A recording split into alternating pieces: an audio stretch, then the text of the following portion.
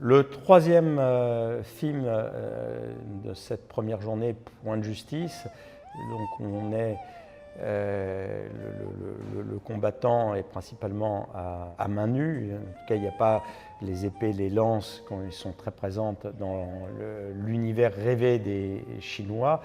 C'est la 30e journée de Cholim, c'est-à-dire la façon dont les combattants, les pratiquants d'arts martiaux se formaient dans les monastères. Donc le monastère de Cholin, voilà, on est toujours sur des multiples de 3, 3, 6 ça fait 9, 3 fois 3 ça fait 9, voilà, il y a toute une... 18 hommes de bronze, 36e chambre, 3 c'est les triades, etc.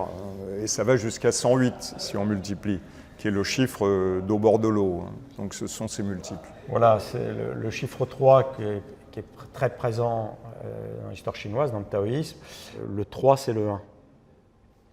Voilà, c'est-à-dire que le 1, l'unité du monde, c'est sa complexité, c'est la relation avec l'autre. Et tout se décline autour de ces multiples de 3 et de ce qu'on rajoute à 3. Et donc la 36e chambre de Cholim, l'apprentissage se faisait en 36 chambres, voilà, qui constituaient autant de degrés, autant de marches d'un escalier qu'il fallait gravir pour arriver au statut de maître. Et donc là, c'est un très beau film sur cette initiation du corps et de l'esprit, fait par un des plus grands, 30e chambre de Cholim, c'est l'initiation du corps et de l'esprit, réalisée par un des plus grands directeurs de combat, qui est une spécificité de Hong Kong, parce qu'eux avaient la maîtrise de toutes les scènes de mouvement.